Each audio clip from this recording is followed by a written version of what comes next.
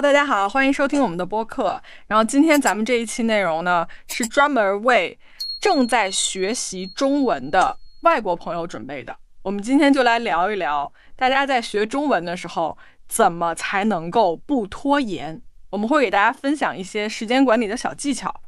也会给大家聊一聊番茄工作法怎么用，包括怎么能够让你自己在学中文的时候远离手机，远离这些诱惑，能够真正的把时间用在学习上。好，那我们就直接开始今天的内容吧。咱们先来讲第一个部分，就是时间管理法怎么来帮助你学中文。 OK， 那我们先来想一个问题啊，就是这个4象限的时间管理法到底应该怎么用在学中文这件事情上面？这个4象限法其实就是把你的任务分成4个象限嘛。那比如说第一象限就是又重要又紧急的，比如说你明天要交的中文作业，你今晚一定要复习的考试， OK， 那这个就是你要优先去做的。然后第二象限呢，就是重要但不着急的，比如说你要背一些新的词语，你要练习你的发音，这种你可以每天固定的花一点时间去做。那像看中文视频、刷朋友圈这种呢？这些就很容易变成第3或者第4象限了。就是有些消息你可能就是没有什么意义的一些社交的消息，或者说你在网上随便浏览，这种就不是很重要也不着急的。你要学会控制自己，把时间留给真正重要的学习任务。那如果说我们想用4象限法来提高我们学中文的效率的话，具体的有哪些步骤可以让我们来操作呢？你可以每天早上起来花一点时间把你今天要学的东西都列下来，然后用不同的颜色或者不同的符号把它标出来，它是属于哪个象限的。这样的话你就可以优先去做那些最重要的事情。你可以用番茄工作法，比如说你25个分钟专心的学中文，你休息5分钟，再复盘一下你刚刚学了什么。每天晚上睡觉之前你再检查一下你这个清单，哪些做了哪些没做，你可以反思一下，你可以调整一下。 OK， 对，那你就可以把你的时间用的恰到好处。你觉得如果把4象限法用在学中文上面会有哪些明显的好处，或者说我们在使用的时候有哪些细节是需要特别注意的？其实用4象限法的话，你就会让自己的学习目标变得很清晰，然后你也会很自动的去把你的精力放在那些最重要的任务上面。那你就可以减少很多被那些琐事啊，或者说被那些娱乐分心的这样的一个情况。那你就可以让你的学习节奏变得很好，你也不会很焦虑。但是这个前提是你要根据自己的实际情况去安排你的这个优先级，你要学会灵活的调整，你也要留一点时间给自己休息。这样的话你才可以真正的让你的学习效率提升，而不是说让自己成为一个时间的机器。然后咱们来进入第2个部分，就是番茄工作法。这个番茄工作法到底应该怎么用在学中文上面呢？其实很简单，就是你首先把你今天要学的中文的内容都列下来 OK， 然后把它拆分成一个个小的部分，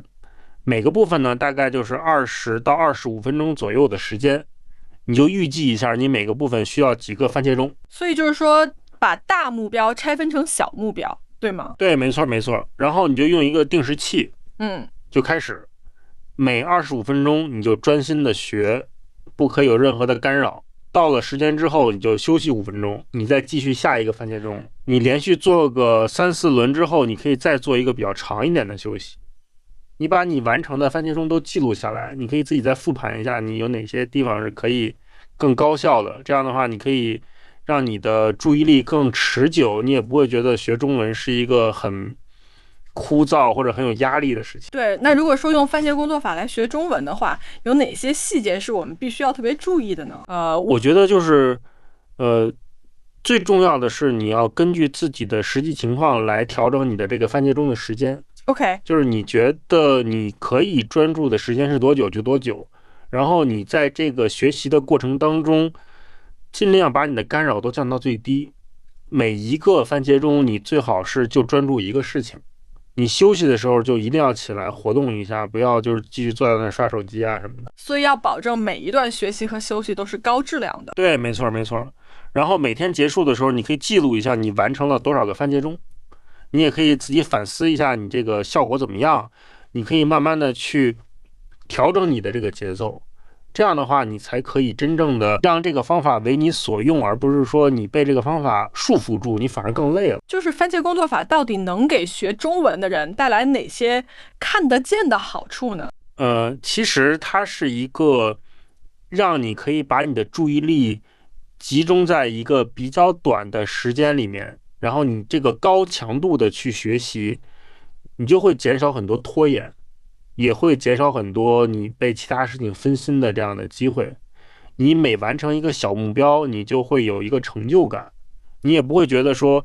我要一下子学很久很累，你就会整个你的动力和你的效率都会提升很多，你也会觉得学中文变得轻松和有趣了。好，然后我们接下来要聊的是排除诱惑，专注中文学习之路啊。那这个我们就想先问一下大家，就是平时大家在学中文的时候都遇到过哪些最常见的外界的诱惑？其实就是现在这个信息时代嘛，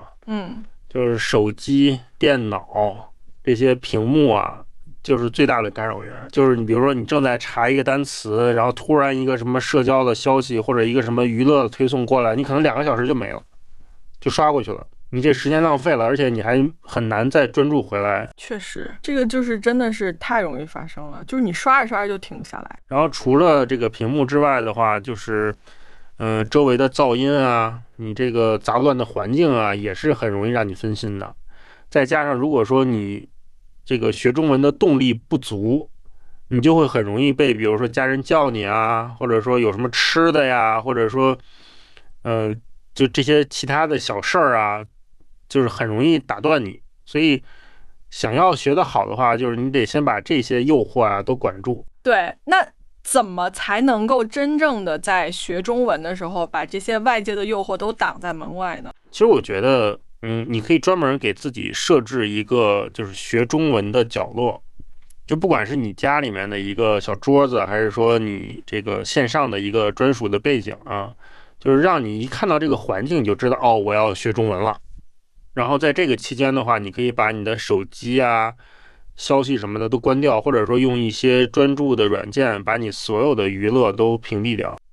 就感觉这样的话，就好像更能进入状态。没错没错。然后还可以就是给自己一些小仪式，比如说你开始之前听一段音乐，或者说做一个深呼吸，就是让你的大脑有一个准备。你可以把你的这个学习的目标啊拆得小一点，每完成一次你就给自己一个小奖励，或者说你可以自己监督自己，你发现你自己走神了就赶紧把它拉回来。就是这一套下来的话，你就会大大减少被诱惑带走的这样的机会。对，那如果我们真的想要把这些诱惑都甩开，然后专注的去学中文的话，有哪些特别实用的细节上的建议可以马上用起来呢？比如说你可以先统计一下你自己每天到底有多少时间是被这些诱惑呀分心的，然后你就主动的去调整自己的这个环境和习惯，可以给自己定一个就是专门的中文学习的时间，慢慢的去延长你这个专注的时间。你也可以找一个朋友，或者说找一个小组跟你一起互相监督打卡，就是把这些都结合起来，你就会发现其实你的效率会大大提升。对，今天我们其实聊了很多关于克服学中文拖延的一些方法，比如说你可以好好的利用时间管理，好好的利用番茄工作法，然后好好的去管理自己的这个环境，减少诱惑。其实这些方法你只要能够坚持用起来，我觉得学中文这件事情肯定会变得轻松很多，高效很多。今天咱们这个播客从一些比较实用的方法聊到了一些比较有趣的小窍门，希望大家都能够找到适合自己的学习方式，然后也能够在坚持当中慢慢的去体会中文的这种独特的魅力。对，学中文其实就像一场冒险，每一步都有惊喜，只要你坚持下去，一定能收获属于自己的那份成就感。我们下期再见，拜拜。